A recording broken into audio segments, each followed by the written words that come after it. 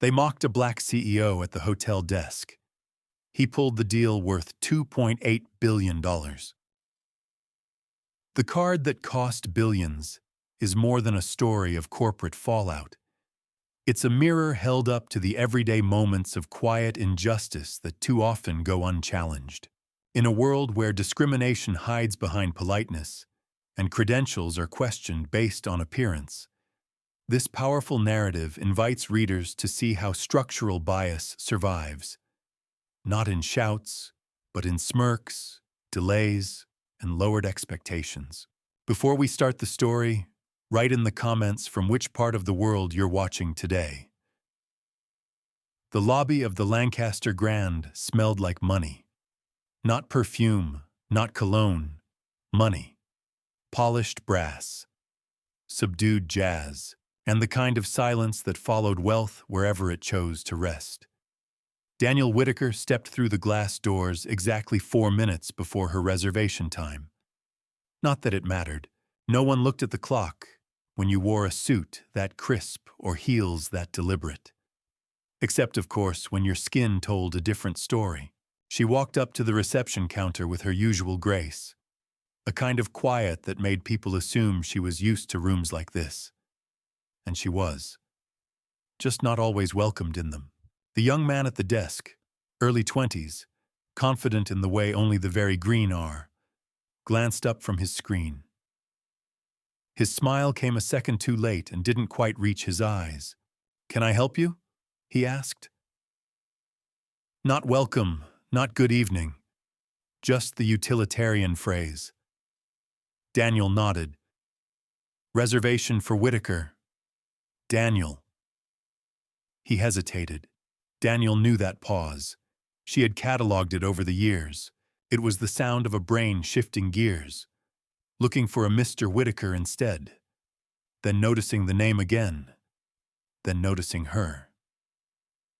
ID, please, he said, reaching without looking her in the eye.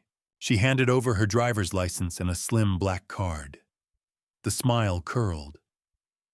"Oh, a black card," he said, eyes flicking to it, then to her, then back to the card. The stress he put on the word wasn't about the color of the plastic. Daniel didn't blink. "Is that a problem?" He chuckled. "No, of course not. Just, we don't see many of these. Sometimes they're expired." She didn't respond. Silence was her oldest ally. He typed. Slowly, she waited. There were 2 older white couples behind her. One of the women tapped her heel, impatient. The clerk looked up. "Would you mind stepping aside for a moment while we verify the card?" "No," Daniel said. "I'll wait here." Another pause. It lasted 3 full seconds. Long enough for discomfort to creep in, but not long enough to become a scene. That, too, was an art. The clerk forced a smile. "Right. Just a moment, then." He disappeared into the back. Daniel stood still. She didn't check her phone. She didn't sigh. She waited. This was the test. Not of her patience, but of theirs. The room was just as she expected. Small, despite the price. Window view blocked by another building. And a courtesy basket missing the luxury robe she'd specifically requested. She didn't complain. Not yet. That came later. For now, she took a small notebook from her briefcase and made 3 entries. Delay at check-in. 6 minutes. Verification of ID without cause. Tone change when card presented. Then she flipped to the next page and titled it, Bias Index, Lancaster Grand. The restaurant manager that evening was efficient, with everyone else. Daniel was seated near the kitchen, though she saw at least 4 open tables by the windows. When she asked, she was told those were reserved. 30 minutes later, 2 young white women in jeans were laughing over cocktails at one of those same tables. She didn't raise her voice. She didn't call for the manager. She finished her meal, then went to her room and added 4 more lines to the notebook. The next morning, her request to access the hotel's private fitness center was declined. Members only, though it was listed as an amenity for executive suite guests. She asked again at the front desk. The woman glanced at her reservation, looked Daniel up and down and said, "Sorry, you don't qualify for that level of access." Daniel smiled for the first time. She was testing the system, and it was failing spectacularly. On the second night, she overheard 2 staffers near the service elevators. "She keeps calling herself a business exec," one muttered. "Probably some influencer." The other laughed. "With a card like that? Fake for sure." They didn't see her. Or maybe they did. Maybe they didn't care. Daniel stood in the hallway for 10 seconds longer than necessary, then walked away. At breakfast on the 3rd day, she asked if the chef could adjust her omelet slightly. No mushrooms. The waiter didn't write it down. The mushrooms came anyway. No apology. No offer to fix. The table next to her received a full replacement when their toast arrived cold. Her replacement came in the form of a bill placed in front of her 5 minutes later, despite her still sipping coffee. That was the final note. She closed her notebook, slowly. No emotion. She did not come to react. She came to measure. What the staff didn't know, what no one had bothered to find out, was that Daniel Whitaker wasn't here to stay at the hotel. She was here to buy it, or rather, to finalize a $2.8 billion acquisition of the Lancaster Grand's parent company through Dominion Equity Partners. And she'd been sent in, deliberately, discreetly, as the invisible guest, the one test the CEO herself insisted on running, alone. Tomorrow, she would show them the real card, not the one in her wallet, the one with her name, the one they should have asked about if they had looked past her skin, if they had looked at all. The hotel lobby was bustling just after noon, bellboys weaving between marble pillars, laughter echoing off glass chandeliers, and in the center of it all, invisible in plain sight, sat Daniel Whitaker, sipping mineral water from a tall glass, watching everything. She had changed outfits deliberately, not formal, not relaxed, a look that whispered upper management, but not ostentatious wealth. She wanted to be just interesting enough to notice, but not enough to respect. It worked. No one asked if she needed anything. No one offered a refill. She'd been sitting there almost 45 minutes, long enough to observe 3 distinct interactions at the front desk. All white guests, all greeted with a level of enthusiasm that no one had shown her 2 nights ago. And then came the family. A black couple with 2 kids, maybe 8 or 9. The parents looked tired. The kind of tired Daniel had seen her own mother wear after a full shift and a long drive. The kind of tired that didn't expect kindness. They were told their room wasn't ready. No apologies.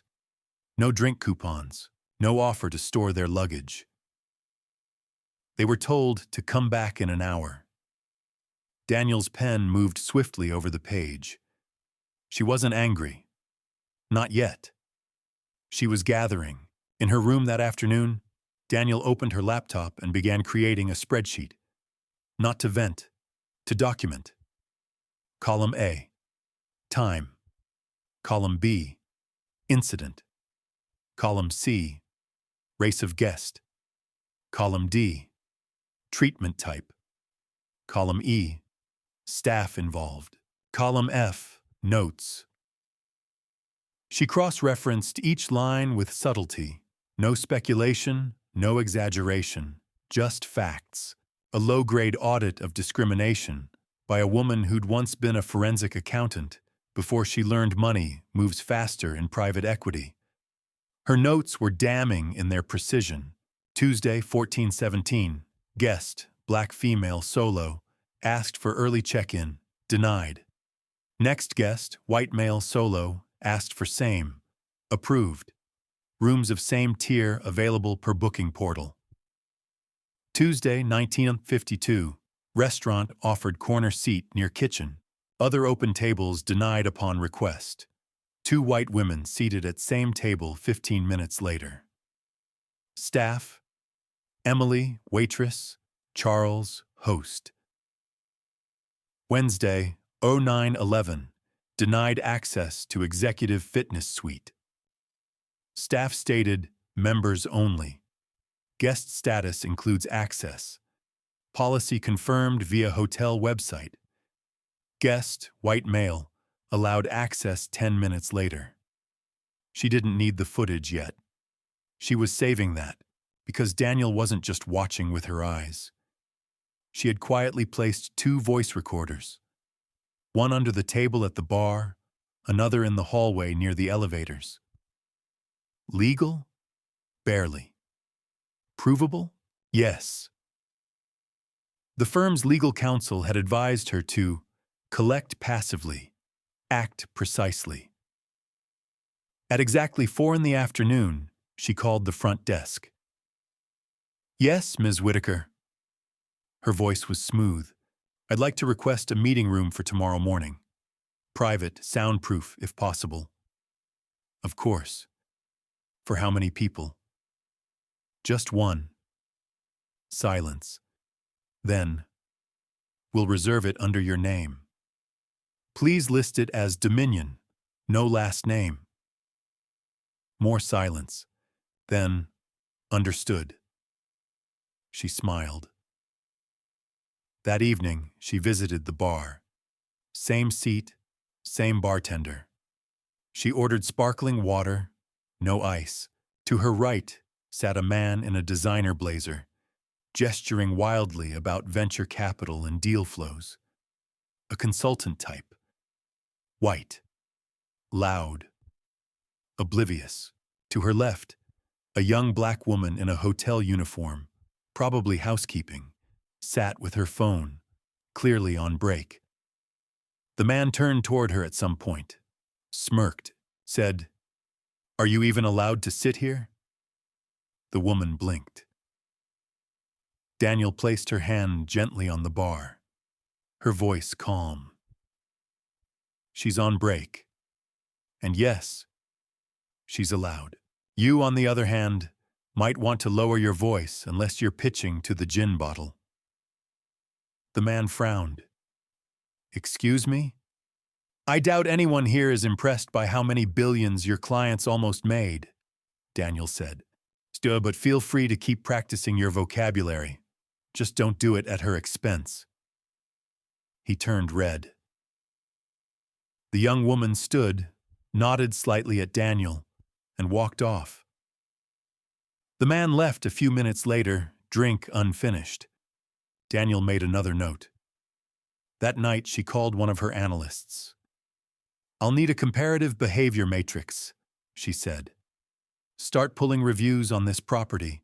Filter by race where identifiable. Dates within the past 2 years. Keywords: ignored, dismissed, rude, denied. Tag all mentions of VIP or upgrade status. The analyst, a quiet genius who never asked unnecessary questions, simply replied, "You'll have it by 7. Daniel closed her laptop. Break time 1:5. In 12 hours, she would not be Ms. Whitaker from room 417. She would be Chairwoman Whitaker, lead executive of Dominion Equity Partners. And the building that thought she was just another guest was about to learn who had been auditing their behavior from inside. The meeting room was small, but elegant.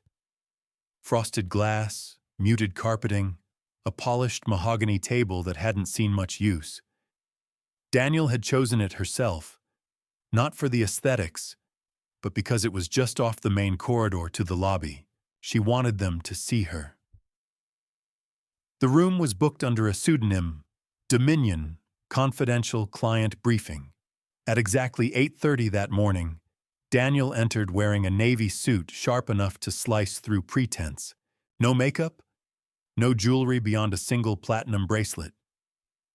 She carried a tablet, a fountain pen, and a slim leather folder with the Dominion seal, embossed, not printed. She didn't ask for coffee.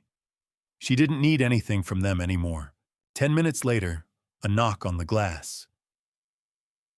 "Ms. Dominion?" the receptionist asked, peeking inside. Daniel didn't answer the name. She simply turned and looked. "Mr. Carrington is here to meet with you, from the corporate office." "Send him in." A tall man with a perfectly timed haircut and nervous posture entered. He smiled broadly, clearly not sure who she was, but trained to charm anything that looked like money.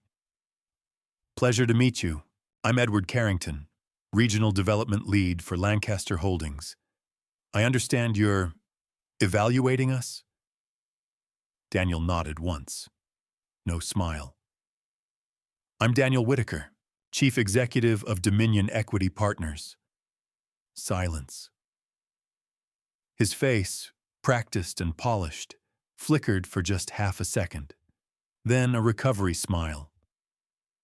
"Of course. We've heard great things.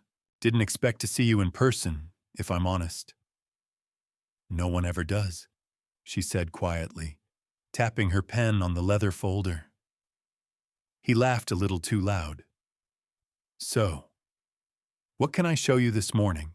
We have a suite available upstairs. Perhaps a presentation." "There won't be a presentation," Daniel interrupted. He blinked. "Pardon?" She reached into her folder and pulled out a single page. It wasn't thick. No drama. Just a formal letter on Dominion letterhead. "We're withdrawing from the acquisition." Carrington sat back in his chair. This must be a mistake. The final documents were pending final internal audit, which I conducted personally over the past 72 hours. He opened his mouth, then closed it again. Daniel placed the folder on the table, rotated it toward him. "This is a summary of discriminatory incidents I experienced firsthand at the Lancaster Grand. 42 entries, documented, some recorded, all consistent with prior complaints on file, which your team never addressed." She paused. Let that sit in the air. "I came here as a guest, quiet, observant. I could have sent analysts, mystery shoppers, interns, but I needed to see it for myself." He stared at the folder like it was radioactive. "And I assume we could address this with a statement, perhaps sensitivity training." "No," Daniel said, voice even. "Ms. Whitaker, Dominion does not invest in exclusion. We build equity, not excuses." She stood, collected the folder, and walked to the door. Then she turned. "You had one chance to see me, not as a black woman, not as a maybe influencer, just as a person. Instead, you laughed at my card." Her voice didn't rise. It lowered. "You chose to humiliate me instead of verify my name. Now that name is walking away with $2.8 billion. And then, for the first time, she smiled. "But thank you for the notes. They were very helpful." She stepped out of the room. The receptionist looked up, confused. "Finished already?" Daniel walked past her without a word. By the time she reached the elevator, 3 senior hotel staff were huddled in the hallway outside the room. One was whispering into a phone. Another glanced in her direction, pale as the marble floor. None of them spoke to her. She didn't look back. 2 hours later, a video began circulating. Someone from the front desk, likely a younger employee, had recorded the conversation through the glass wall. Not all of it. Just enough. Dominion does not invest in exclusion. $2.8 billion. You laughed at my card. The clip hit social media by noon. By evening, it had over 3 million views. By midnight, it was on every major business network in the country. Inside Dominion's headquarters, Daniel sat with her chief of staff reviewing the flood of press requests. "Decline them all," she said. "Let the numbers speak." "Understood." "Oh, and start a file," she added, eyes narrowing slightly. "Title it, Hotels Under Review." She leaned back, closed her eyes. Not with satisfaction, with clarity. It wasn't personal, it was structural, and she had simply turned on the light. The first signs came quietly. By mid-morning, Dominion Equity Partners issued a formal press release. After an internal review, Dominion has elected not to move forward with the acquisition of Lancaster Holdings. We remain committed to investing in companies whose values align with dignity, equity, and measurable integrity. It was a simple, surgical statement. No drama, no blame. But the markets read between every line. At 11:15, Lancaster Holdings' stock price began to fall. Slowly at first, like a heartbeat missing every fourth beat. Then faster. By noon, it had dropped nearly 11%. By 2 o'clock, 19%. Inside the Lancaster Grand, no one spoke above a whisper. Edward Carrington had locked himself in the conference room where Daniel had delivered the blow. Legal teams were on video calls. The HR director was redrafting every diversity protocol they hadn't updated in 3 years. In the staff room, a younger concierge whispered, "She really was the CEO? The Dominion CEO?" The front desk clerk who had laughed at her card didn't respond. He had been escorted out an hour earlier. On Twitter, the video was being translated into Spanish, Portuguese, French. A Nigerian business daily called her the Silent Hammer. A South Korean tech blog called her speech the most expensive minute of the year. By nightfall, late shows were quoting her line, "You didn't check the name, you laughed at the card." But the collapse wasn't just digital. Dominion's withdrawal set off alarms in every firm with exposure to Lancaster Holdings. Their pending deals were reviewed, then paused, then frozen. 2 major banks pulled credit lines citing reputational volatility. An Emirati sovereign fund canceled a $400 million expansion partnership. Publicly. The dominoes didn't fall. They imploded. The next morning, the Wall Street Herald ran a full-page headline, "The Billion-Dollar Silence. How a Smile Cost Lancaster Everything." The article didn't sensationalize. It listed 1 withdrawn acquisition, 5 paused development deals, 26% drop in market cap, 128 employee terminations in 24 hours, 7 pending lawsuits from former employees citing long-standing discrimination. And at the center of it all, 1 woman who never raised her voice. In the Dominion offices, Daniel sat alone in a glass-walled conference room. The same folder in front of her, same pen, different weight.